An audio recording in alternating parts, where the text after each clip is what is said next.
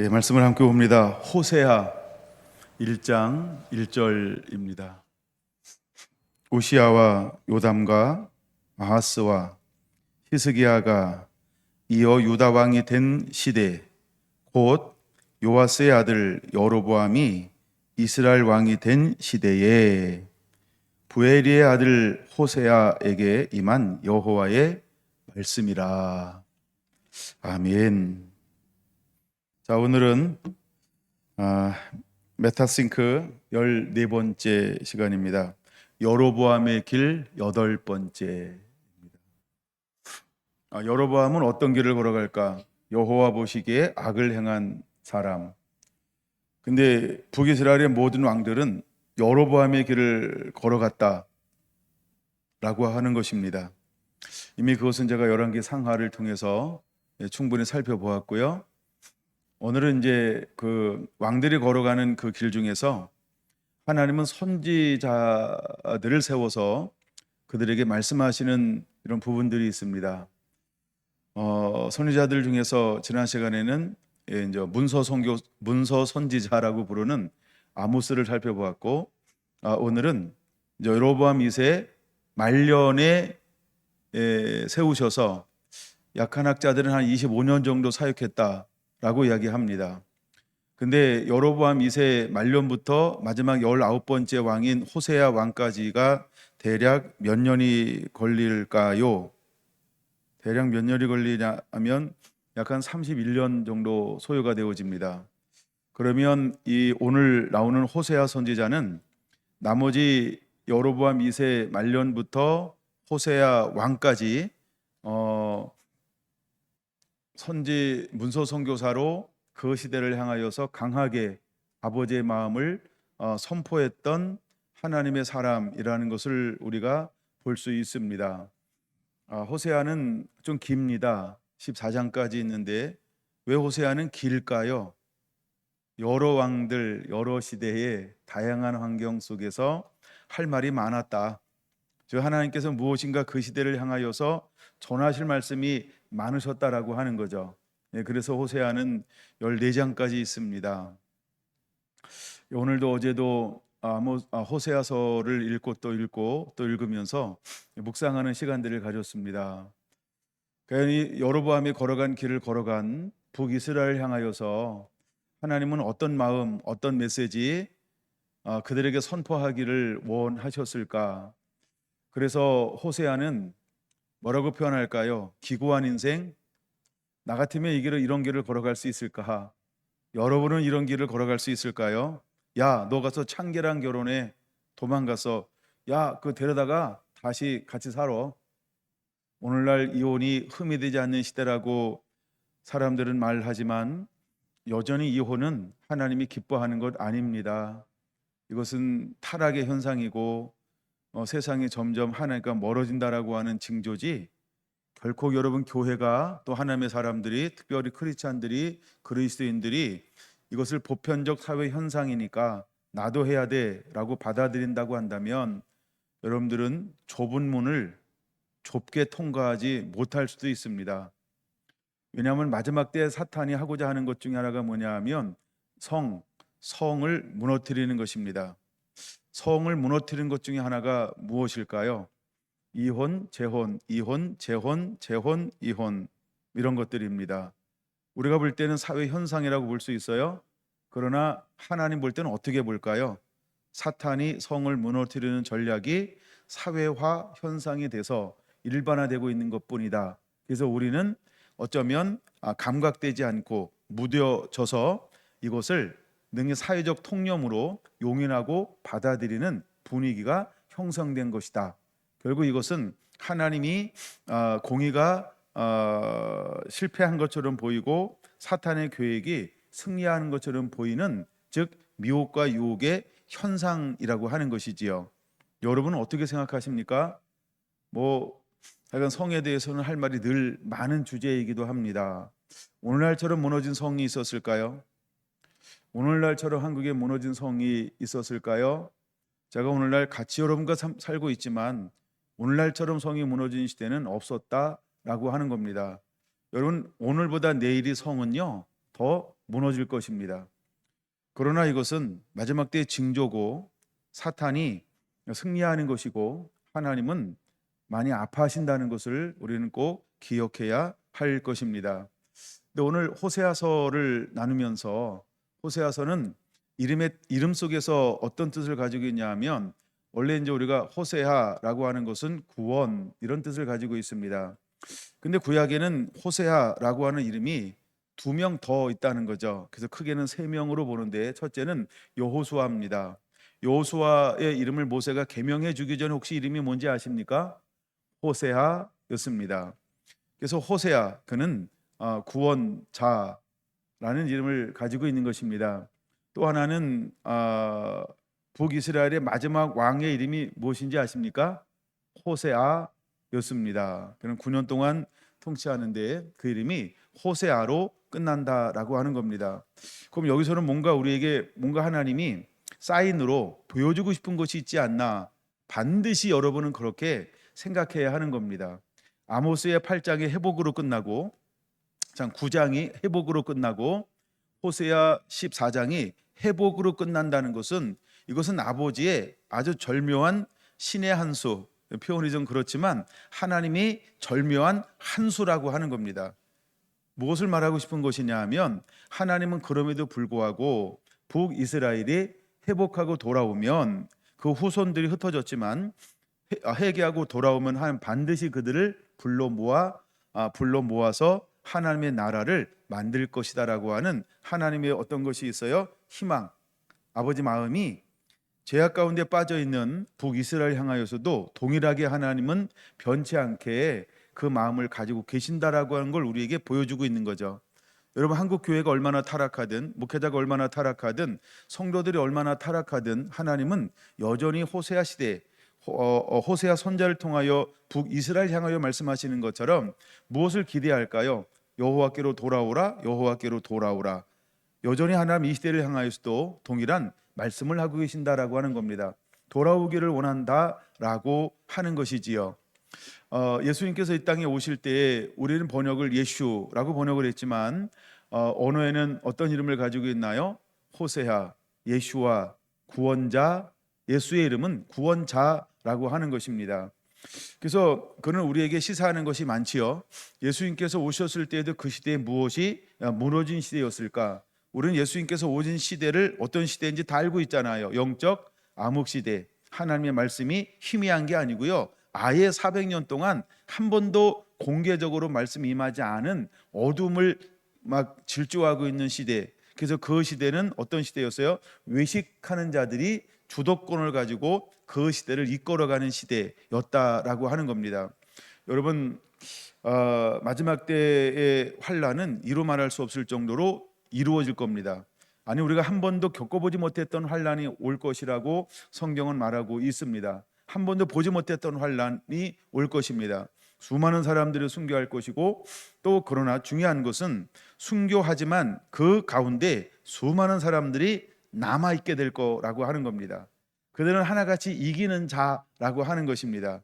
여러분, 하나님의 계획이, 교회가, 성도가 타락한 것 같고 연약하고 실패한 것처럼 보이지만 하나님은 여전히 뭘 계획을 가지고 있어요? 이기는 자가 있을 거라는 겁니다. 그러면 사탄의 계획이 이길까요? 하나님의 계획이 이길까요? 그렇죠? 언제나 하나님의 계획은 반드시 성취된다라고 하는 것입니다. 구약에 예언해 놓으신 말씀이 시대를 걸쳐 신약에 수없이 이루어지는 것처럼 마지막 주 오실 때까지 하나님이 예언해 놓으신 그 말씀은 여전히 이루어지는 말씀이 될 것을 믿으시기 바랍니다. 그러면 우리는 여로보암의 길을 통하여서 깨닫고 배워야 합니다. 여로보암의 길은 회개하지 않고 하나님의 사랑과 긍휼과 인애, 수없는 선자들을 통한 아버지의 마음을 보여주었음에도 불구하고 여로보암의 길을 걸어간 사람들은 하나님의 영광을 이용했던 그런 사람들이고, 말씀을 이용했던 사람들이고, 그 다음에 그들이 빠져 죽게 되었을 때 기만했던 사람들이라고 하는 것입니다. 그들은 마치 회개할 것처럼 하나님의 긍휼과 자비를 구했습니다. 그래서 하나님께서 은혜를 베풀어 주었을 때 그들은 언제 그랬냐는 듯 항상 하나님을 버리고 말씀에 불순종하고 세상과 자기의 길로 가기에 급급한 사람들이었다라고 하는 것입니다. 여러분, 지금 우리가 이제 올림픽을 하고 있는 가운데 한국에서 드러나고 있는 여러 가지 문제는 무엇에 기인한 것일까? 저야 뭐 거기에 종사하고 있지 않고 가까운 사람들이 아무도 없기 때문에 알지 못합니다. 그러나 매일 이제 언론에서 나오는 뉴스를 보면 결국 그 속에는 누군가의 욕심이 없지 않아 있었다라고 하는 것이죠. 그래서 누군가를 희생시켜야만 되고 또 그것이 당연한 것처럼 여겨서 마치 기득권을 가지고 있는 사람들은, 갑에 있는 사람들은 무엇이 잘못이야 라고 생각하고, 을의 입장에서는 뭐라고 생각할까요? 그게 바로 갑질입니다. 그게 바로 잘못된 겁니다. 그것 때문에 우리 을이 이런 고생을 하는 거예요 라고 을의 이야기를 하소연하고 있는 것이지요. 어떤가요, 여러분? 우리가 신앙 안에서는 갑과 을이 없을까요? 어쩌면 우리가 을의 세상에 살고 있습니다. 믿음을 가지면 가질수록, 경건하면 경건할수록, 하늘의 능력을 맛보면 맛볼수록, 진정한 하나님의 사람일수록 우리는 을의 길을 걸어가게 될 것입니다.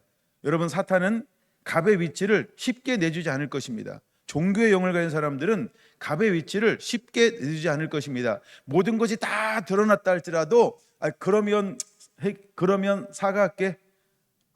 그러면 내가 잘못했어.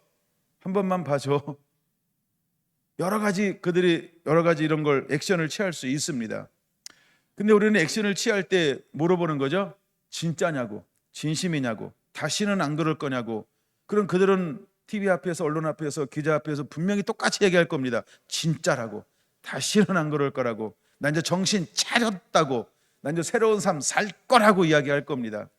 누가 그 길을 걸어갈까요? 육으로는 그 길을 걸어갈 수가 없습니다. 영으로 거듭난 사람만이 변화의 길을 걸어갈 수 있는 것입니다. 여러분, 육과 영은 언제나 진짜와 가짜를 구분하는 선이기도 하기 때문에 그런 것입니다. 자, 오늘은 호세아를 통하여서 여로보암의 길을 좀 더 다루어 보려고 합니다. 여러분과 전체 주제는 메타싱크라고 하는 것입니다. 현실에 대한 완전히 새로운 개념을 가지고 누가 이 시대에 일어날 것이냐라고 하는 것입니다. 그럼 먼저 우리가 이 시대를 어떻게 한번 정의 한번 해볼까요? 이 시대는 여로보암의 길을 걷고 있는 시대야 라고 한번 우리가 정의해 보자는 것입니다. 저도 걷고 여러분들도 걷고 모두가 다 여로보암의 길을 걷고 있다라고 하는 겁니다. 근데 주님은 이 시대를 향하여서 무엇을 요구하는 것일까요? 이제 다윗의 길을 걷기를 원하는 것이죠. 온전히 하나님을 주인의 위치에 놓고 온전히 순종하면서 하나님의 마음과 뜻대로 순종하여 기쁨으로 즐거움으로 자원함으로 기꺼이 걸어가는 그 한 사람 한 사람들이 모여지는 교회, 그래서 세워지는 교회가 되기를 하나님은 원하시고 있다라고 하는 것입니다. 근데 호세아 1장에는 여러 왕들을 소개하고 있다라고 하는 겁니다. 보여지게는 몇 명의 왕을 소개하고 있을까요? 6명? 한번 볼까요? 먼저 유다에 있는 왕을 소개합니다. 4명이죠. 첫째 우시야, 둘째 요담, 셋째 아하스, 넷째 히스기야 왕까지 몇 명을 소개한다고 유다에는 4명의 왕을 소개하고 있습니다. 그때 우시야와 히스기야는 종교개혁의 대표적인 왕들이라고 하는 겁니다. 나중에 이제 다윗의 길을 볼 때 어느 정도까지 볼지 모르지만 하여간 유다의 왕들은 다윗의 길에 양보하고, 자, 오늘은 여로보암의 길을 걸어갔던 북이스라엘의 왕들 중심으로 해서 다뤄보는데, 특별히 그러면 성경은 특별히 호세아는 여로보암으로 끝났다라고 하는 것입니다. 우리는 여로보암을 일컬어서 북이스라엘의 13대 왕입니다. 13대 왕이 여로보암 2세입니다. 그러면 호세아를 하나님이 불렀을 때 대략 몇 년쯤 됐냐라고 했을 때 여로보암 2세의 말년쯤 된다라고 하는 것입니다. 여러분, 여로보암은 BC 793년에서 754년까지 41년 동안 통치를 하게 되어집니다. 그럼 말년쯤 된다라고 하는 말은 무슨 의미가 있냐 하면 약간 BC 753년에서 4년쯤에 해당되는 이런 기록을 이때 하나님이 세우셨다. 물론 좀 그 전에 세우셨다라고 충분히 볼 여지도 있다라고 하는 겁니다. 그러나 오늘날 누구 하나 정확하게 이 시점이에요 라고 정확하게 찝어낼 학자는 아무도 없다. 그래서 어느 정도를 가늠할 수는 있지만 정확한 것은 찝어낼 수 없다라고 하는 것이죠. 근데 정확한 게 중요한 게 아니고 호세아를 통하여 오늘 우리에게 주고 싶어하는 아버지의 마음이 무엇인지를 우리가 한번 살펴보고자 하는 것입니다. 여러분, 호세아는 구원이라고 하는 의미의 뜻을 가지고 있습니다. 그럼 이 하나님이 호세아라는 선자를 북이스라엘에 파송하는 이유는 어디에 있을까요? 그것은 바로 내가 너를 구원하길 원한다라고 하는 아버지의 끝없는 긍휼과 자비와 사랑이 숨어져 있다는 걸 우리가 발견해야 한다라고 하는 것입니다. 하나님의 아들, 그분이 오실 때 그분은 어떤 이름을 가지고 오셨을까요? 나는 구원자, 저들의 죄에서 구원할 자, 예수라고 하는 이름을 가지고 오셨다라고 하는 거죠. 그러면 이거 예수라는 이름이 또 다른 이름으로 뭐라고 부른다고요? 예슈아를 히브리어로 부르면 뭐라고 말한다고요? 호세아, 똑같다라고 하는 이름을 가지고 있어요. 마찬가지로 하나님은 그분의 아들을 보내면서 우리를 원초적인 이제 그 죄에서 우리를 구원하기 위해서 아들을 보내어 주었어요. 근데 아들을 보내준 이유가 뭐라고요? 구원하기 위해서 보내주었다는 겁니다. 그러면 북이스라엘에 이제 210년 동안 북이스라엘에 걸어간 그 길에서 돌이키기를 원하는 그 아버지의 마음을 가지고 이제 또 한 명 세우는 선지자가 누구냐 하면 바로 호세아 선지자라고 하는 겁니다.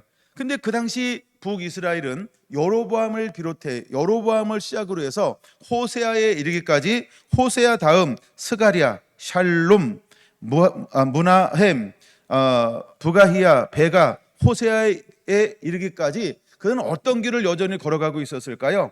하나님 앞에 우상 섬김을 하고 말씀을 불순종함을 통해서 이걸 한마디로 호세아는 뭐라고 정의하고 있나요? 너는 나를 버리고 세상을 사랑하는 음란의 길을 걸어가고 있어. 하나님이 이것을 뭐라고 정의했다고요? 음란한 나라가 되었다라고 정의하고 있다는 겁니다. 여기서 말하는 음란이라고 하는 것은 두 가지를 말하는데, 하나는 하나님 위에 다른 신을 섬기는 것, 이걸 음란이라고 말합니다. 제가 말씀을 다 끝나고 난 다음에 그 시대에 섬겼던 신들이 어떤 신들이 있나요? 이걸 가르쳐 주세요. 그렇게 하세요. 그럼 제가 이렇게 자료 정리하는 거 하나 올려드릴게요. 그 당시 북이스라엘이 너무너무나 많은 하나님 위에 다른 신들을 섬기고 있었다라고 하는 겁니다. 여러분 보세요. 솔로몬은 궁녀가 3천 궁녀? 그럼 신당은 우상은 몇 개나 만들었을까요? 3,000개? 한 10명 미워가지고 2,990개 정도, 그 정도 신들을 막 이스라엘 땅에 데려놨다는 겁니다. 근데 여러분 나중에 잘 보셔야 합니다. 왕들의 이야기, 나중에 이제 다윗의 길을 걸어갈 때에도 동일한 거지만 북이스라엘도 무엇을 한 번도 헐어버린 적이 없었을까요? 산당을 헐어버린 적이 없다는 거예요. 나중에 남유다도 산당이라고 하는 단어를 통해서 여러분 살펴볼 이유가 있습니다. 왜 그럴까요? 그들은 우상들은 해파했고 종교 개혁했고 말씀이 회복이 됐는데 여전히 무엇은 남겼더라? 산당은 남겼더라. 도대체 산당이 얼마나 큰 힘을 가지고 있는데 그걸 못 했을까요? 그러니까 개혁이라고 하는 건 쉽다 어렵다? 그렇게 생각보다 쉽지 않다라고 하는 게 개혁이라고 하는 겁니다. 근데 북이스라엘은 한 번도 무엇을 한 적이 없을까요? 왕들이 종교 개혁을 한 적이 없어요. 즉 죄와 씨름한 적이 없다는 거예요. 사활적으로 씨름한 적이 한 번도 없다는 거예요.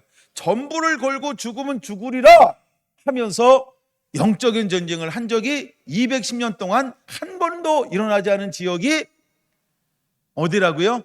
북이스라엘이라고 하는 거예요. 이미 우리는 살펴보았습니다. 왕상 17장에서 그 갈멜산상에서 바알을 섬기는 이제 사제들과 그다음에 아세라상을 섬기는 사제들과, 물론 선자라고 번역을 했죠. 850만가 영적 전쟁을 벌입니다. 그래서 백성들을 다 모아놓고 엘리사가 외치는 것이죠. 근데 엘리야가 섬기는 하나님이 참 하나님인 것을 그들이 두 눈을 뜨고 분명히 보았습니다. 그리고 그들에게 말했습니다. 여호와 하나님이시로다. 그가 여호와 하나님이로소다. 그가 여호와 하나님이시로다라고 그는 이구동성으로 한 목소리로 고백했다라고 하는 겁니다. 그럼에도 불구하고 그들은 신들을 버렸을까요? 신들을 버렸을까요? 다른 신들을 버렸을까요? 다른 신들을 버렸을까요? 여러분, 꺼진 불도 다시 보자. 그렇죠? 예, 다 무너져도 솟아날 구멍이 있다. 구멍이 있는지 다시 살펴보자. 사람들이 하나님의 살아계심을 분명히 갈멜산선상에서 어마어마한 하나님의 기적과 표적과 능력으로 보았음에도 불구하고 여전히 백성들, 물론 그들은 백성들이 뭐라고 고백했다고요? 그는 여호와시로다, 그는 여호와시로다 라고 분명히 외쳤다라고 하는 겁니다. 그래서 그들은 마치 분위기가 어떤 분위기였어요? 이제는 모든 이방 신상들을 벗어버리고, 이제 모든 우상을 다 벗어버리고 엘리야의 하나님, 아브라함의 하나님, 이삭의 하나님, 야곱의 하나님을 다시 우리가 하나님, 오직 유일하신 하나님을 섬길 것처럼 그렇게 고백했다라고 하는 것입니다. 근데 그 분위기가 얼마나 갔을까요? 그 분위기가 얼마나 갔을까요? 일주일? 한 달? 알았어요. 3개월. 우리도 이제 어느 집회 갔다 오면 은혜는 3개월쯤 가잖아요. 그렇죠? 예, 그 다음에 막 은혜 갔다 왔는지 안 갔다 왔는지 우리도 잘 몰라. 예, 그래서 아버지 학교는 3개월마다 한 번씩 해야 된다. 어머니 학교는 3개월마다 한 번씩 해야 된다. 그런 것처럼 여러분이 쉽게 잊어버렸다라고 하는 것입니다. 이것이 사람이에요. 이것이 사람이에요. 사람이라는 말이 무슨 말인지 아십니까? 말씀으로 거듭난 적이 없고, 그쵸? 말씀으로 거듭난 적이 없는데 뭐라고 하는 거예요? 나 은혜 받았어, 이런 거예요. 그러니까 은혜 받았다는 말에 쉽게 속아 넘어가지 마세요. 뭐에 변화가 일어나야 할까요? 삶의 변화요, 행동의 변화요. 어떤 상황을 만났을 때 그 상황을 이겨내는 변화들이 자꾸 일어나야 돼요. 할렐루야. 여러분은 조금씩 자기도 모르게 약간씩 이렇게 변화되고 있는 거죠. 자라나는 아이들을 3개월만 안 봤다가 보면 뭘 발견할 수 있을까요? 그렇죠? 요즘에 우리 아이들이 그런 것 같아요. 쭉쭉 자라고 있어요. 예, 하여간 이제 하은이가 갔다 오면 2주 동안 안 볼 건데 얼마나 더 자라나 있을까? 그 은근한 그 기대감이 있어요. 예, 그런 것처럼 우리의 신앙도요, 쭉쭉 자라나는 거예요. 자기들 때로는 내가 자라나고 있는지는 몰라요. 근데 누구는 알아요? 주변 사람들이 알아봐요. 이것이 우리의 신앙이 되기를 원합니다.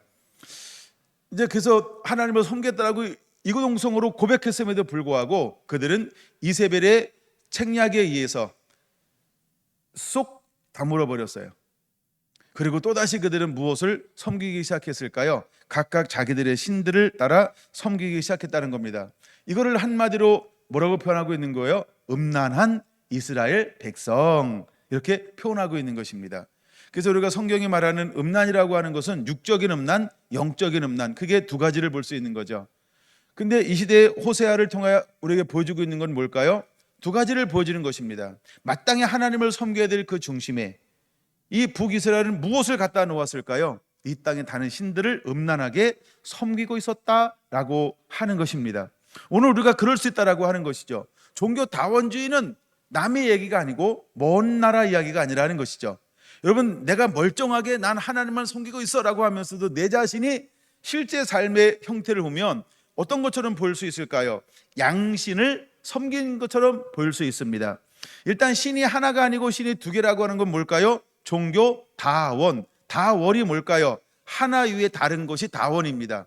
10개를 섬겨야 다원이 아니고요. 5개쯤 섬겨야 다원이 아니고요. 하나 위에 다른 것이 또 하나 있는 게 다원입니다.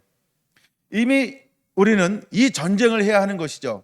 하나님 위에 다른 신을 섬긴다, 다원주의입니다. 이게 종교의 영입니다. 사탄은 이 싸움을 하는 것입니다. 그러므로 우리는 유일하신 참 하나님 한 분만을 섬기는 그 고백과 삶이 하나 되는 삶을 살아야 할 줄로 믿습니다. 사탄은요, 끊임없이 이것을 흔들 것입니다. 야, 너 어떻게 하나님만 섬기니? 에이, 하나 더 해. 야, 하나 해가지고 재미없잖아. 이거 얼마나 재밌는데? 이래가지고요, 하나님 위해 다른 것도 은근슬쩍, 괜찮아. 1년에 딱 한 번만 하면 돼. 1년에 딱 한 번. 괜찮아. 이거 364일 내가 아무 생각이 하루에 1년에 한 번만 나한테 그냥 살짝 잉크만 한 번, 알지? 날 딱 보면 아는 척만 이렇게 딱 해주고 가. 이렇게 우리를 유혹할지 몰라요. 1년에 딱 한 번이요. 다원이라고 하는 건 멀리 있지 않습니다. 사탄은 우리를 이렇게 유혹하는 거예요. 우리를 이렇게 미혹할 겁니다. 그래서 여러분, 우리가 하나님의 말씀에, 생명의 말씀에, 성령의 도우심에 이끌림 받으며 붙들려 있지 않으면 다원은 여러 신을 섬기는 것은 그리 어려운 것이 아니라고 하는 것입니다.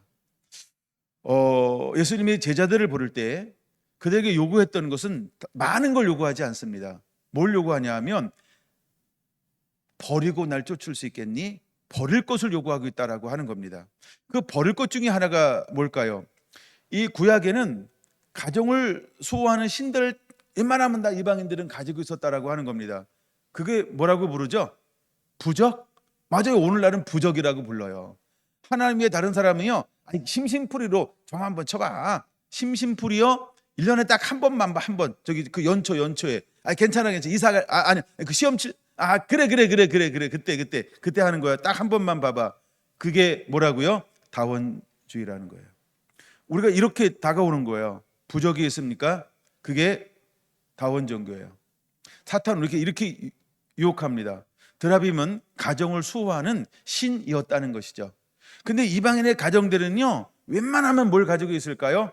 드라빔 같은 것들을 가지고 있어요. 가정 수호 신들을 가지고 있다라는 거죠. 혹시 여러분들은 누가 수호하십니까? 믿는 구석이라고 표현하죠. 우리가 뭐 이렇게 믿는 구석 하나씩 가지고 있는 거 아니에요? 잘 봐야 돼요. 혹시 부적은 어디다 붙이나요? 주로 대문에 붙이나요? 이불 속에 붙이나요? 따뜻해. 속옷 속에. 누구 막 속옷 속에 막 가지고 다니라죠, 그렇죠? 양복 주머니에 막 이렇게 오바르크 못베개 막 이렇게 그냥 막 집어 넣어놔. 그러니까 얼마나 요새 재료들이 좋은지 몰라요. 이래가지고 뭔가 이렇게 나 위에 다른 거를 의지하게 만들어요. 혹시 여러분 지갑에 2달러짜리 있는 거 아닌지 모르겠어요? 그게 뭘 상징하는지는 아시죠? 누가 그러더라고요. 그런 거 갖다 놓으면 돈 들어온다고. 그걸 갖다 놓으면 돈 들어오는 게 아니라 지갑이 있으니까 돈이 들어오는 거죠. 근데 여러분, 우리도 모르게 그런 것들을 이렇게 마음을 몇 번 실어주잖아요. 우리가 무심결에 할 수는 있어요. 무심결에. 그러나 내가 그걸 알고 인지하고 나도 모르게 그 행위를 몇 번 하잖아요. 그러면 그것이 나도 모르게 살짝 나를 붙잡아요. 네, 살짝 붙잡아요. 근데 걔는요, 진돗개처럼 한번 물면 잘 안 나. 물론 살짝 물었어요. 살짝. 걔한테 물어봐요. 세게 물었냐 살짝 물었나? 그러면 진돗개가 살짝 물었어 이럴 거예요. 근데 얘가 잘 안 나. 그래서 그때부터 우리는 끌려갈 수 있다라고 하는 겁니다. 여러분, 사탄의 유혹은요, 알게 오는 것도 있지만 대부분은 모르게 와요. 내가 그랬어요?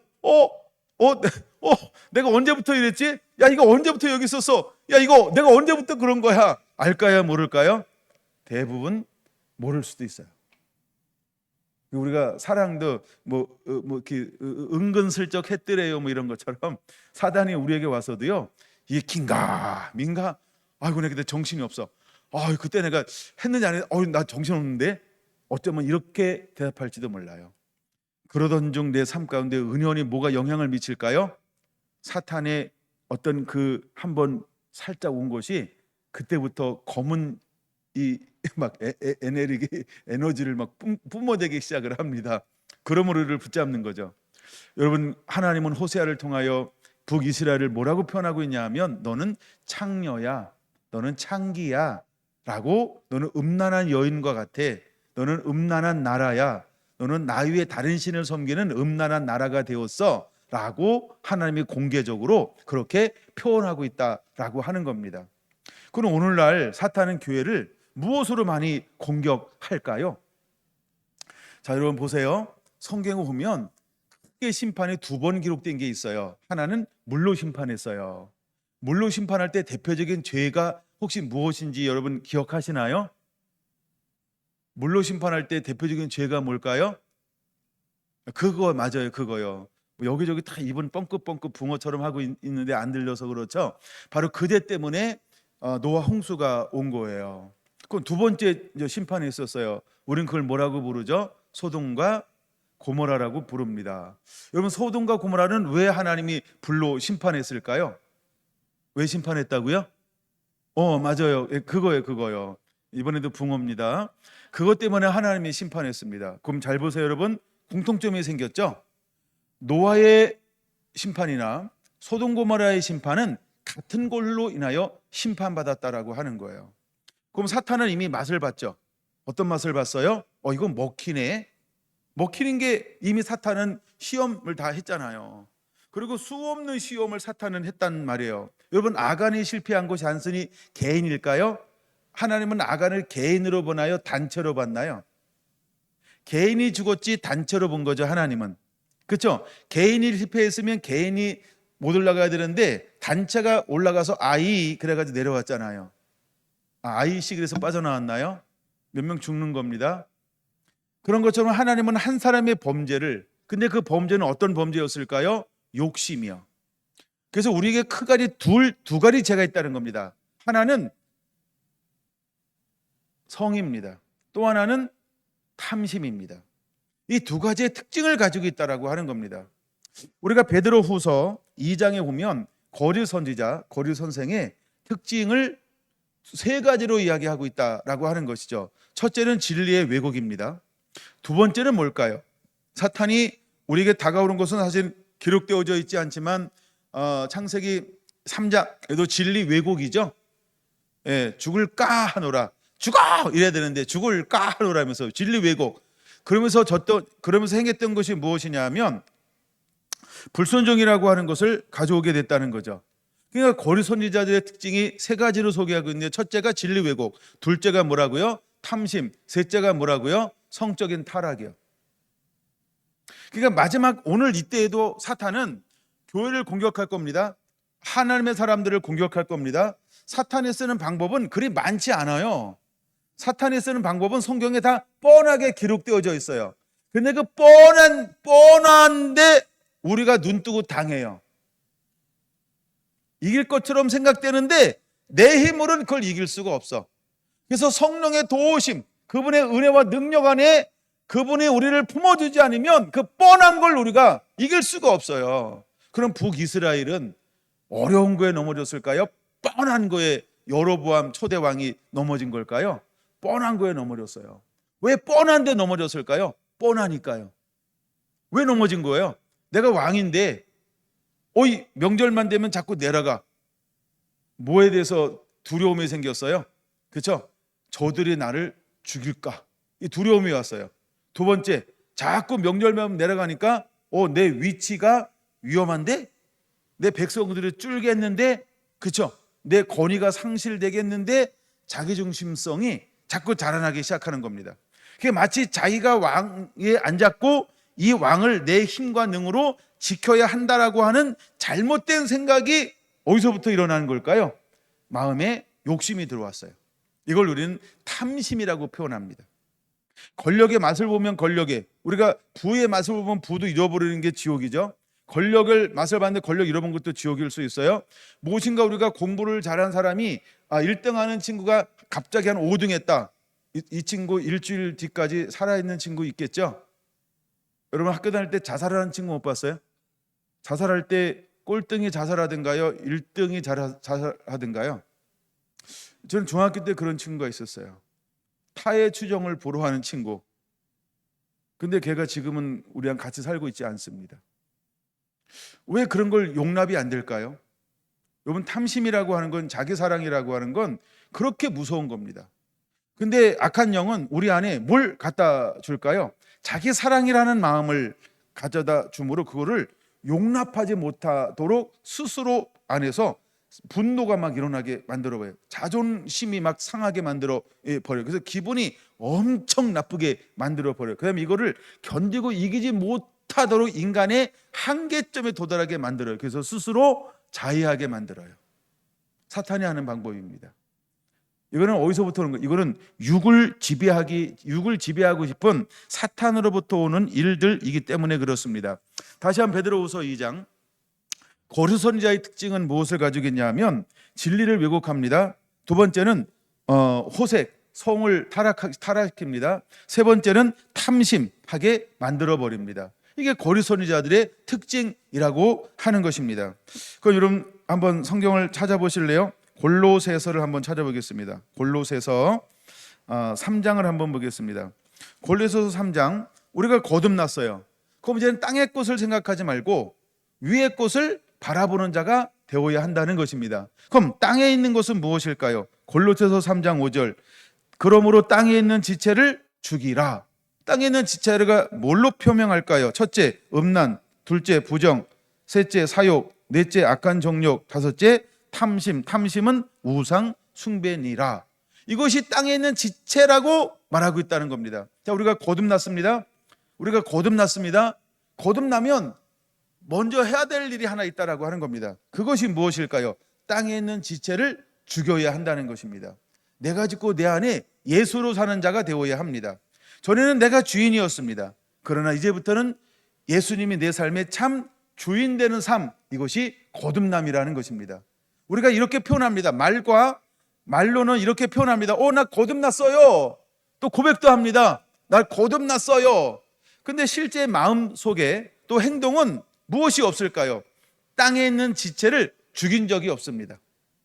땅에 있는 지체가 죽었다라고 인정하지도 않습니다. 거듭난 거 맞을까요? 아니요. 그 사람은 거듭난 적이 없는 겁니다. 그냥 거듭났다라고 착각 속에 살고 있는 것입니다. 진정으로 거듭난 사람은 어떤 행동을 보일까요? 두 가지 행동이 있어야 한다는 거죠. 첫째, 5절. 땅에 있는 지체가 죽은 것, 이게 거듭남입니다. 두 번째, 8절. 이 모든 것을 벗어버려라.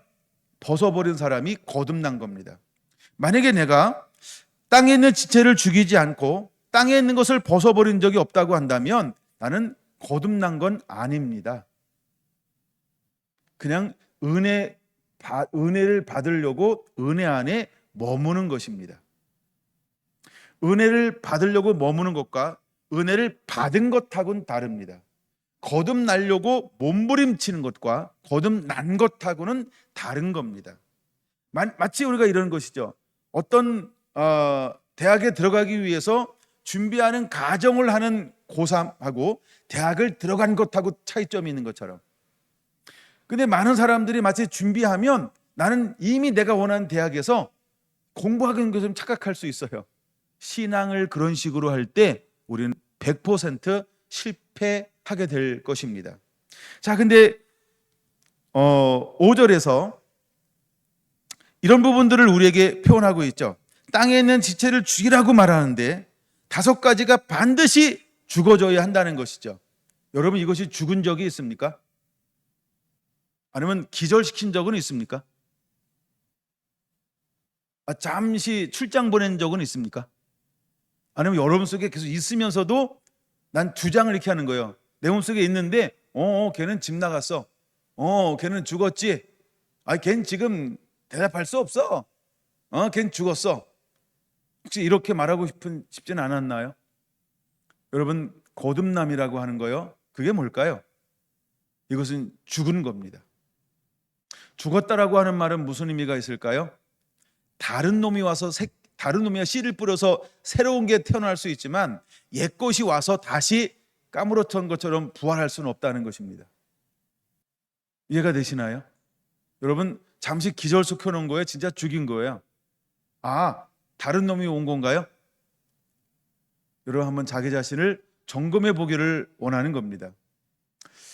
우리가 메타싱크를 갈 때 이런 부분에서 우리가 온전한 것을 하나님 앞에 바르게 판단하지 아니하면 우리 메타싱크의 영역으로는 들어갈 수 없습니다. 그냥 현실에 대한 완전히 새로운 개념을 받아들일 수는 없게 될 거라는 것입니다. 하나님은 어떤 사람들을 찾을까요? 그렇죠? 완전히 새로운 개념을 가지고 이제 하나님 안에서 모든 것을 할 수 있는 이 새로운 구조를 가지고 자유롭게 달려갈 수 있는 그 사람을 하나님은 찾고 있는 것입니다. 갈라디아서 5장으로 한번 넘어갈까요? 갈라디아서 5장은 우리가 육체의 소욕과 성령의 소욕에 대해서 이 두 부분을 좀 다루고 있습니다. 물론 골로새 3장도 두 부분을 다루고 있죠. 자, 그러면 갈라디아서 5장 19절, 육체의 일은 분명하니 육체의 일은 무엇으로 이루어졌나요? 그럼 육체는 언제 육체가 되었을까요? 아담이 범죄하고 하나님을 떠났을 때 무엇으로 떠나보냄을 받았을까요? 육체가 된 겁니다. 이때부터 육체가 되었습니다. 그러므로 우리에게는 왜 오순절이 그렇게 중요할까요? 오순절은 뭐 하는 날입니까? 떠났던 성령이 내 안에 다시 오시는 날. 그러므로 내가 죽었던 내가 진정으로 거듭나는 날. 이 날이 성령이 내 안에 오시는 날이라는 것입니다. 우리에게는 반드시 그 날이 필요합니다. 그러므로 우리 모두는 성령으로 충만해야 합니다. 머리의 성령이 아니고 내가 아는 성령이 아니고, 전 성령 그러면 뭐라고 표현하고 있냐면 사도행전처럼 나타나는 성령, 이렇게 표현해보고 싶은 마음이 간절합니다. 왜냐하면 우리는 너무나 많이 기만하고 있기 때문에 그렇습니다. 사탄도 합니다. 야, 나는 바울도 하는데 너는 누구냐? 라고 말입니다.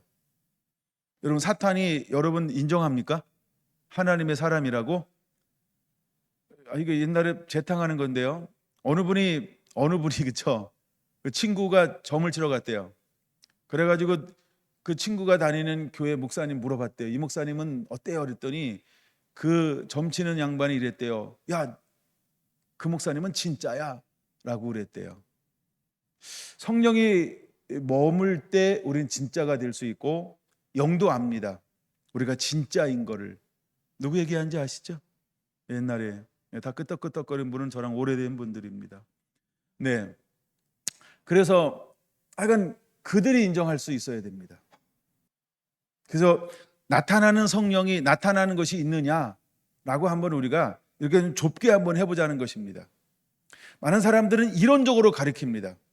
그러나 이론으로 가르쳐서 능력이 나타날 수도 있습니다.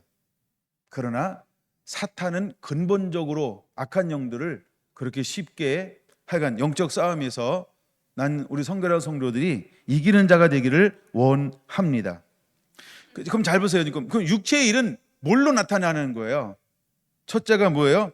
음행과 더러운 것과 호색과 우상숭배와 주술과 원수 맺는 것과 분쟁과 시기와 분냄과 당짓는 것과 분열과 이단과 투기와 술 취함과 방탕한 것이니 이와 같은 것들이라 전에 너희에게 경계한 것 같이 경계하노니 이런 일을 하는 자들은 하나님의 나라를 유업으로 받지 못할 것이요.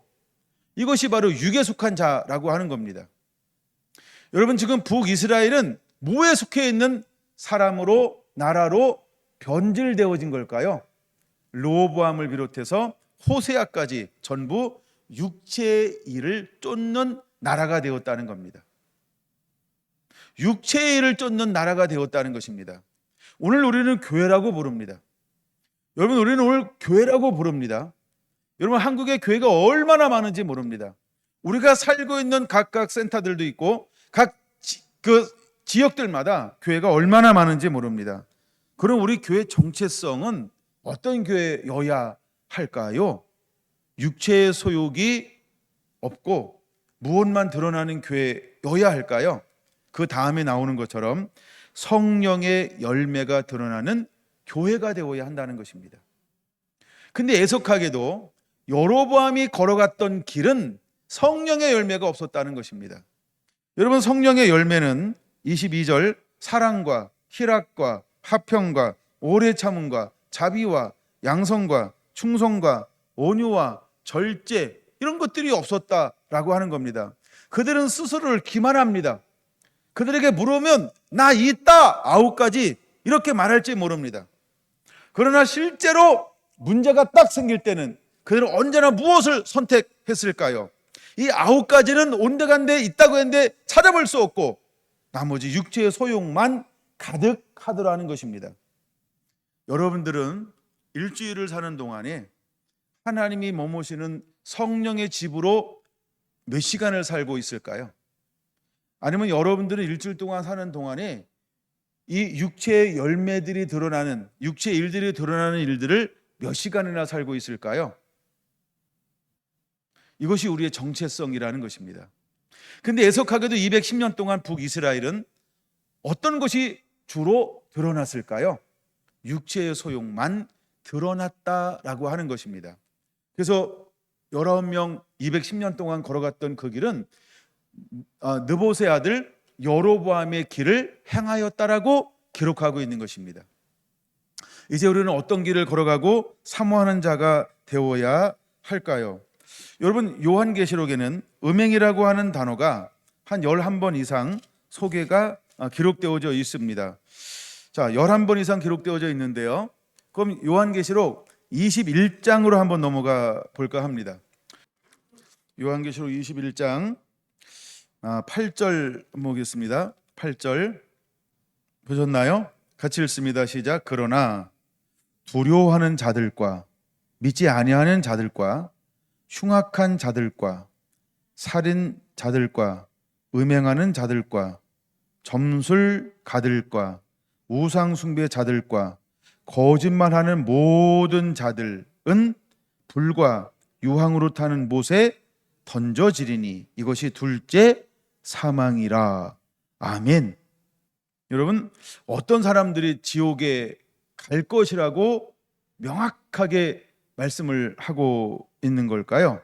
여기는 8가지의 경우의 수를 말하고 있습니다.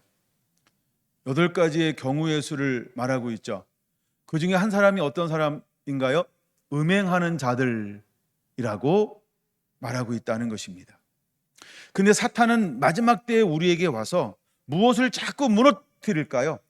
몸된 성전을 파괴하는 것입니다. 그래서 거짓 선지자의 대표적인 것 중에 하나가 뭐냐면 진리를 왜곡하고 그 다음에 탐심하게 하고 그 다음에 성적으로 타락하게 만들어요. 이것은 우리의 몸된 성전을 더럽히는 것입니다.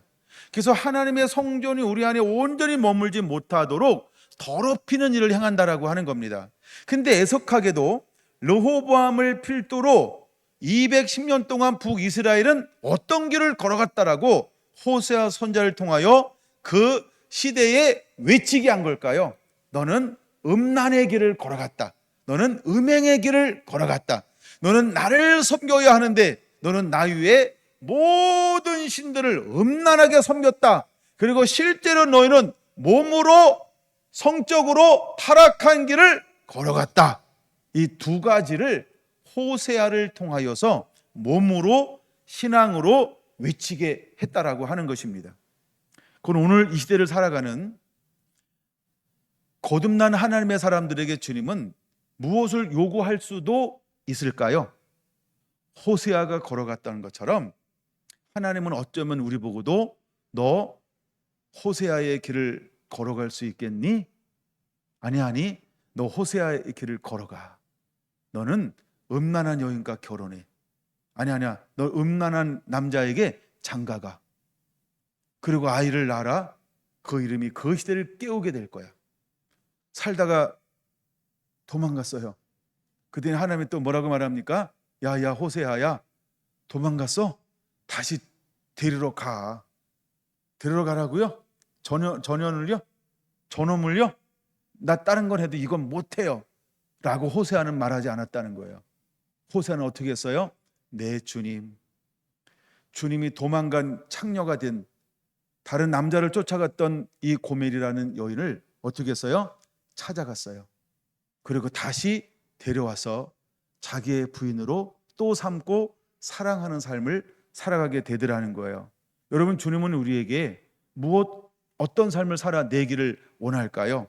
나의 행복이 아닌 하나님의 나라, 하나님의 뜻이 이 땅에 이루어질 수 있도록 나의 모든 걸 주님을 위해서 내려놓고 주님의 가장 나를 위하여 기뻐하고 원하시는 그 삶을 살아내는 자로 이 시대를 살아가게 되길 원한다고 한다면 여러분 어떻게 할 겁니까?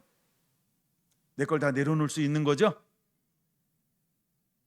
아니 뭐 아멘이 하거나 뭐 붕어도 하거나 뭐 해야 되는데, 여러분 주님은 우리에게 이런 사람을 찾고 있다라고 하는 겁니다. 이제 이 시대는요, 여로보암의 길을 수없는 다수가 걸어갈 거예요. 소수만이 다윗의 길을 걸어갈 거예요. 다음부터 나눌 겁니다만 다윗의 길을 걸어가는 남유다도 온전히 하나님이 원하는 다윗의 길을 걸어갔을까요? 답은 아니오죠. 그런 것처럼 하나님은 유다 중에도 어떤 사람들을 찾을까요? 그렇죠? 좁은 길, 협착한 길, 많은 고난이 있고 핍박이 있고 환난이 있는 그 길. 근데 주님이 기뻐하는 길. 근데 그 길을 걸어가면 딴 사람이 볼 수도 있고 볼 수도 없고 누릴 수도 없고 맛볼 수도 없는 것을 걸어가는 자만이 빼앗기지 않고 누리는 하늘의 영광을 입혀준다는 것. 그래서 능히 그 길을 걸어갈 수 있게 될 거라는 것. 난 마지막 때에 여러분들이 그런 은혜를 누리면서 그 길을 걸어가게 되기를 간절히 소망하고 원합니다. 요한계시록 22장 15절입니다. 거기도 뭐라고 말씀하고 있나요? 같이 한번 읽어볼까요? 이거는요, 개들과 점술가들과 음행하는 자들과 살인자들과 우상숭배자들과 및 거짓말을 좋아하며 지어내는 자는 다 성 밖에 있으리라. 그 성은 예루살렘을 말합니다. 성 밖에 있게 될 거라고 말합니다. 어떤 사람들은요, 외식하는 자, 개들은 외식하는 자들을 말합니다. 점술가들, 음행하는 자들이요. 만약에 우리가 여전히 음행하고 있다고 한다면, 여전히 우리가 우상 숭배하고 있다라고 한다면, 여로보암의 길을 걸어가는 사람들은 성 안으로 들어올래야 들어올 수 없게 될 거라는 겁니다. 근데 우리가 호세아를 읽을 이유는 뭐냐 하면, 하나님이 이스라엘을, 북이스라엘을 얼마나 사랑하는지 그 뜨거운 아버지의 변치 않는 마음, 그거 하나를 분명하게 발견하기 위해서 우리는 호세아를 읽을 이유가 있다는 것입니다. 물론 지금 우리가 열왕기 상 읽었고 열왕기 하를 집중해서 읽어나가고 있습니다. 여유 있는 분은 호세아도 한번 읽어보시면서 이 시대를 향하여 내가 어떤 삶, 어떤 마음을 품어야 하는지를 내가 느껴야 합니다. 호세아를 통하여서. 그래서 저도 다양한 사람 거를 들어요. 한 3명 거를 들어요. 예, 그래서 하여간 호세아를 통해서 다시 한번 내가 이 시대에 어떤 마음을 품어야 하는지 마음을 넓혀가려고 부단히도 노력하고 있답니다. 요한계시록 19장 2절입니다. 뭐라고 표현하고 있나요? 자, 그의 심판은 참되고 의로운지라 음행으로 땅을 더럽게 한 큰 음녀를 심판하사. 이 음녀는 누굴까요? 사탄을 말하죠. 짐승을 말하죠. 거짓 선생을 말하죠. 거짓 선지자들을 말하는 거죠. 종교인들을 말하는 거죠. 교회 안에 있는 잘못된 목자들을 말하는 거죠. 다른 복음을 전한 자들을 말하는 것이죠. 근데 이들은 어떻게 된다고요? 다시 한번요. 그의 심판은 참되고 의로운지라 음행으로 땅을 더럽게 한 큰 음녀를 심판하사 자기 종들의 피를 그 음녀의 손에 갚으셨도다. 반드시 이익을 추구하고 성이 무너진 사람들은 반드시 멸망하게 될 것이고, 의로운 사람들에 의해서 흘린 그 핏값을 되찾게 될 거라고 하는 걸 우리는 기억해야 합니다.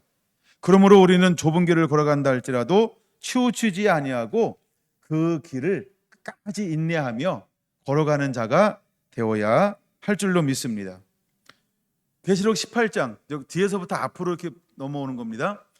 18장 3절 보면 바벨론을 향하여 뭐라고 표현하고 있냐는 것이죠. 3절만 봅니다. 시작. 그 음행의 진노의 포도주로 말미암아 만국이 무너졌으며 또 땅의 왕들이 그와 더불어 음행하였으며 땅의 상인들도 그 사치의 세력으로 치부하였도다 하더라. 이 땅을 지배하는 바벨론, 이 땅을 지배하는 사탄의 나라, 사탄이 조종하는 정권과 세력의 하나가 되어서 의로운 사람들을 핍박했던 그 사람들의 말로가 어떻게 될 것인지를 보여주고 있다는 것이죠. 그러면 이 땅과 합세해서 세상 세력, 음료의 세력과 합세해서 그들은 무엇을 취합니까? 첫째, 음행, 성적인 즐거움을 누릴 거라는 겁니다. 두 번째, 그들은 사치하게 될 거라는 거죠. 그러므로 성공합니다. 경제적으로 부유할 수 있습니다. 넉넉합니다. 근데 그들의 말로는 어떻게 될 것인지를 우리에게 보여주고 있는 것이 18장인 것입니다. 17장 4절입니다. 17장 큰 음녀에게 내릴 심판을 말합니다. 4절 시작. 그 여자는 자줏빛 붉은 빛 옷을 입고 금과 보석과 진주로 꾸미고 손에 금잔을 가졌는데 가증한 물건과 그의 음행에 더러운 것들이 가득하더라. 사탄은요, 마지막 때 무엇을 우리에게 보여줄까요? 우리가 어쩌면 한눈에 현혹될 수 있는 온갖 사치로 자기를 치장하게 될 거라는 겁니다. 과도하게 사치함으로 치장하게 될 거라는 거죠. 그러므로 우리가 복을 받으면 복을 받는 것을 우리는 어떻게 선용하는 자가 되어야 할까요? 하나님 사랑, 이웃 사랑, 섬기고 구제하고 나누어 주고 주님 나라 복음을 위해서 기꺼이 쓸 줄 아는 지혜로운 재정 관리가 필요하다는 것입니다. 여러분들도 좀 더 먹고 많이 먹는 걸 못하면요, 질을 바꿔요. 질을. 예, 웃자고 한 얘기고 진짜로 하시기 바랍니다. 그렇죠? 예. 근데 하여간 우리에게 주시는 복은요, 어떻게 쓰는 게 지혜롭다고요? 하나님 사랑, 이웃 사랑이요. 예, 다시 한번 합니다. 먹는 질을 바꾸세요. 하나님, 하여간 이렇게 이런 일들이 일어나게 될 것입니다. 진지하게 해야 될까요? 이 말씀은? 자, 17장 2절입니다. 17장 2절. 땅의 임금들도 그와 더불어 음행하였고, 임금들이 누구랑 음행한다고요? 사탄이요, 음녀요, 마지막 때 적그리스도의 세력과 온갖 다 바칩니다. 다 바칩니다. 모든 걸 바치면 그가 우리에게 뭘 주는 거예요? 넌 날 대신해서 이 땅을 다스려라. 이렇게 이런 체계가 온다라고 하는 거죠. 이런 체계가 옵니다. 그때 하나님의 사람들은 어떤 길을 걸어가게 할까요? 더 좁은 길이요.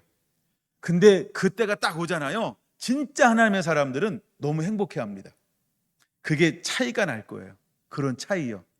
이 차이는요, 나 행복해, 이게 아니고요, 그냥 속에서 우러나오는 행복이 밖에서 오는 어떤 거침도 속에서 우러나오는 사랑이 침몰하지 못하는 그 사랑을 갖게 될 겁니다. 하나님이 그렇게 우리를 옷 입혀 주게 될 것입니다. 14장 8절 보겠습니다. 시작. 또 다른 천사 곧 14장 8절. 또 다른 천사 곧 둘째가 그 뒤를 따라 말하되 무너졌도다, 무너졌도다. 큰 성 바벨론이요, 모든 나라에게 그 음행으로 말미암아 진노의 포도주를 먹이던 자로다 하더라. 음행으로 진노의 포도주를 먹여요. 그럼 이 바벨론은 누구를 말하는 걸까요? 적 그리스도를 말하는 거예요. 그러니까 마지막 때에는 음행을 주 무기로 삼아서 우리 가운데 침투할 세력은 하나밖에 없어요. 적 그리스도의 영밖에 없어요. 근데 지금 르호보암이 뭘 택해요? 진리를 왜곡하는 거, 그렇죠? 예배를 파괴하는 거, 그죠? 절기를 파쇄하는 거, 즉 하나님께 나아가는 길을 완전히 단절시켜 버렸어요. 하나님께 나가는 길을 단절시켜 놓으니까 하나님은 올 수 없고 누구는 마음대로 들락날락거릴 수 있어요? 사탄이요. 그러므로 북이스라엘은 210년 동안 하나님이 그렇게도 많은 기회를 주었음에도 불구하고 왜 하나님을 듣지 않을까요? 그 길을 여전히 닫아놓았기 때문에 그렇습니다. 이게 북이스라엘입니다.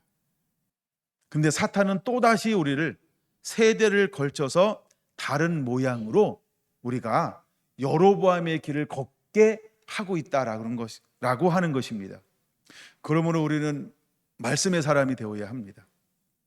여러분이 그래서 성경을 읽어야 합니다.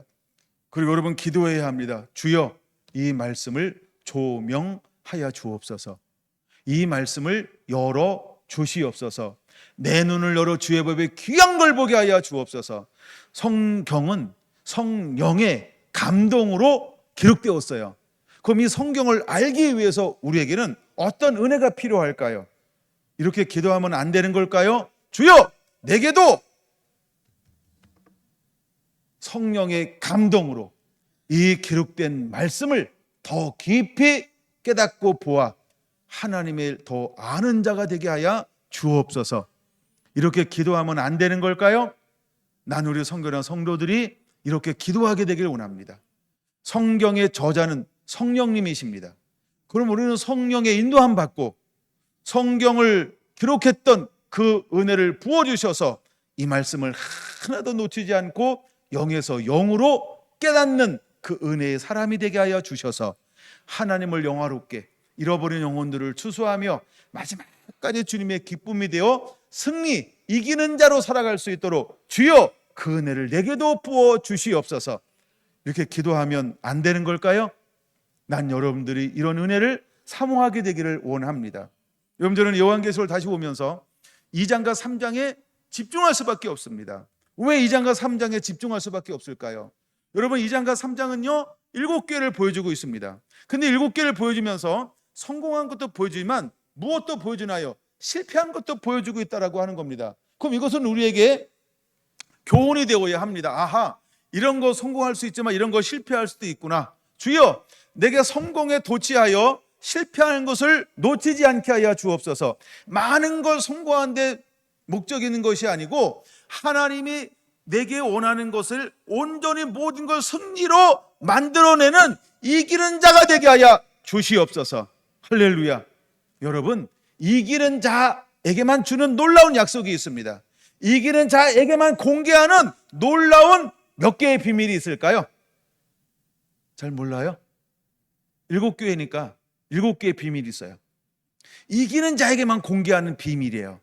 난 우리 성결한 성도가 이 시대에 이 이기는 자에게 주어지는 7개의 비밀이 여러분에게 마치 이렇게 진주가 아니면 보배가 하나씩 하나 주어지는 것처럼 7개가 다 주어지는 그런 은혜를 입는 자가 되길 원합니다.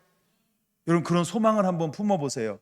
주여, 내가 이기는 자가 되어서 이기는 자들이 받는 그 7개의 축복을 주여 이 시대에 내가 누리게 하여 주옵소서. 그래서 주님을 영화롭게 하고 이 땅 가운데 잃어버린 영혼들을 추수하며 이 땅 가운데 하나님의 계심을 나타내 증거하고 이사야 60장처럼 일어나 빛을 발하여 잃어버린 수많은 영혼을 진리와 생명 가운데로 인도하는 이 삶을 살게 하여 주옵소서. 우리가 비밀을 소유하는 이유는 무엇 때문에 비밀을 소유해야 할까요? 잃어버린 영혼의 구원이고 아버지의 나라와 뜻이 땅 가운데 이루어지는 것입니다. 여러분, 그렇게 쓰임받는 자들이 되기를 예수님의 이름으로 축원을 드립니다. 할렐루야. 요한계시록 9장 21절입니다. 21절 읽을까요? 자, 또 그 살인과 복술과 음행과 도둑질을 회개하지 아니하더라. 왜 그들은 회개하지 않나요? 기회를 주었음에도 불구하고 그들은 회개하지 않습니다. 왜 그럴까요? 양심의 화인 맞은 사람들, 존재들이기 때문에 그런 것입니다. 마치 누구와 같을까요? 북이스라엘, 느밧의 아들 여로보암의 길을 걸어가고 있는 북이스라엘은 그렇게도 많이 하나님이 210년 동안 수없는 애정과 수없는 표적과 기적과 이적과 수없는 하나님의 그들을 그렇게도 기회를 주었는데 결국 그들은 무엇을 잃어버렸을까요? 그들은 회개를 잃어버렸습니다. 사랑하는 성결한 성도 여러분, 여러분은 하나님께서 은혜를 줄 때마다 무엇을 잃어버리지 않는 하나님의 사람이 되어야 할까요? 회개를 잃어버리지 않는 자. 우리가 어떤 상황을 만날 때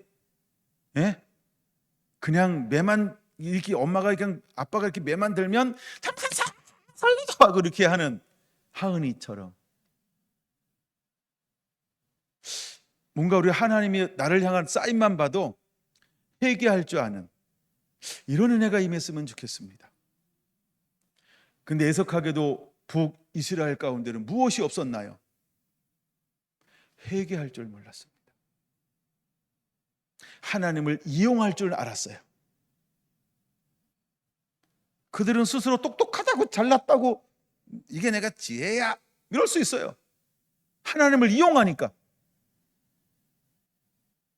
근데 그들은 무엇을 하지 못했나요?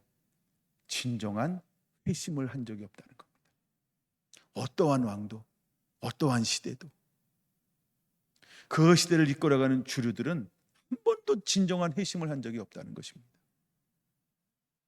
만약에 오늘 우리 교회가, 특히 지역교회가, 또 우리 한국교회가 하나님 앞에 보여지는 사인에 진정으로 회개한 적이 없다고 한다면 이거는 한국의 슬픔이요, 지역의 슬픔이요, 도시의 슬픔이요, 우리 개교회의 슬픔이요, 여러분 각 가정의 최고의 슬픔인 것입니다. 하나님이 이걸 보여주는 이유가 어디 있을까요? 회개하라는 것입니다. 이제 우리는 여로보암이 걸어갔던 길을 통하여 무엇을 배워야 할까? 하나님의 쉼없는 긍휼과 자비와 기회를 베풀어 주는 그 속에서 우리는 회개를 붙잡을 줄 아는 그런 은혜가 우리 가운데 분명하게 임하게 해야 할 줄로 믿습니다. 자, 이제 음행이라는 단어가 한 번 더 나오는데 2장 21절입니다. 자, 2장 21절입니다. 두아디라 교회를 향하여 이렇게 말합니다. 자, 21절 먼저 읽고요. 또 내가 그에게 회개할 기회를 주었으되 자기의 음행을 회개하고자 하지 아니하는도다. 어쩌면 북이스라엘과 그렇게 똑같을까? 그러면 여러분 잘 보세요. 제가 이제 요한계시록을 통해서 쭉 음행이라는 단어만 한번 살펴본 게 지금 많은 단어를 살펴봐야 되는데 지금 이제 북이스라엘의 특징이 뭐라고요? 음행이요. 그래서 한번 음행이라는 단어만 한번 살펴봤다는 거예요. 근데 이 단어가 하나같이 어떤 단어들인가요? 하나님 기회를 줬어요. 그렇죠? 충분한 기회를 주죠. 네, 골로새서도 그렇고 에베소서도 그렇고 끊임없이 하나님의 기회를 주죠. 근데 그들은 어떻게 했어요? 하지 않았다는 거예요. 하지 않았다는 거예요. 왜 하지 않을까요? 그 여러분들이 이유를 한번 찾아보세요. 왜 사람들이 기회를 주는데 왜 안 붙잡을까요? 기회를 주잖아요. 하나님이 막무가내 하십니까? 아니죠. 하나님이 지금 210년 동안 끊임없이 기회를 주었죠. 아니, 여로보암이 시작할 때부터 기회를 주셨잖아요. 아닌가요?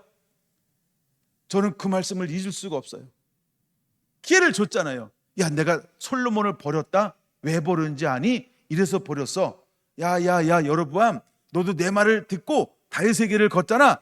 그럼 내가 너를 솔로몬처럼 다윗처럼 왕위가 영원하게 할 거야. 야, 네 집안에서 왕위가 영원하게 할 거야. 야, 내가 너를 영원히 자녀손손 복을 줄 거야. 왜? 여로보암은 어느 지파라고요? 12지파 중에 하나인 에브라임 지파라고요.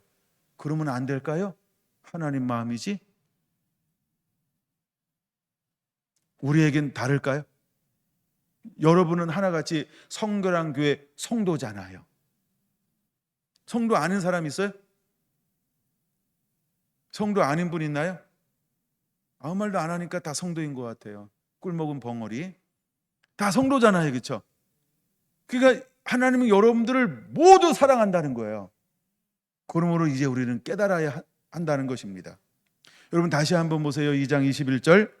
또 내가 그에게 회개할 기회를 주었으되 자기의 음행을 회개하고자 하지 아니하시는도다.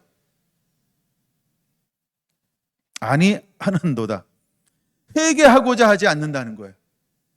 그러면 이 말 속에 우리가 하나만 딱 붙잡는다 할지라도 아버지 마음이 무엇인가요? 회개해.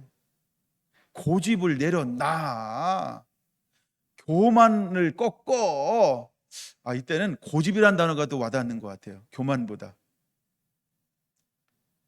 참 아이들을 키우다가 힘들었던 게 뭐냐 하면 고집 부릴 때였어요. 고집 부릴 때요. 물론 그 아이 입장에서는 왜 내 말을 안 들어줘? 이렇게 생각할지도 모르겠어요. 내가 그 아이 때가 아니어서. 근데 내가 부모 입장에서 볼 땐 뭐라고 보여요? 고집이라고 보이는 거예요. 고집. 고집이라고 보일 때가 있어요. 어때요, 여러분? 하나님 앞에 혹시 나는 아닌데 혹시 다른 사람들은 나를 보면서 야, 진석 너 고집이야 이러진 않을까요? 내가 볼 때는 그냥 하나 앞에 마땅히 지금 씨름하고 있는 건데 옆에서 보면 뭐라 그런다고요? 야, 수경, 너 꼬집이야. 이러고 있지는 않을까요? 이런 생각을 한번 해볼 때가 있어요. 김경수는 나는 옳다고 여기서 그 길을 가는데 딴 사람들이 볼 땐 뭐라고 나에게 충고하고 싶을까요? 경수야, 김 목사, 그건 내가 볼 때 김 목사 고집 같은데 혹시 이러지는 않을까요? 우리 사랑하는 성결한 성도들은 모두 어떨까요? 여러분들이 원하는 거, 여러분들이 하고자 하는 거, 여러분들이 걷고 있는 것이 혹시 내가 하고 싶은 고집 때문에 그걸 걸어가고 있지는 않은가요? 오늘 이 두아디라 교회를 향하여 주님이 무엇을 말씀하고 있는지 두아디라 교회 전체 여러분을 살펴보시고요. 지금 북이스라엘이 어떤 길을 걸어갔는지를 말하고 싶은 것입니다. 자, 시간이 더 있으면 저는 마지막 장을 나누고 싶었습니다. 근데 시간을 거의 다 썼는데 조금만 한번 읽어보고 마치려고 합니다.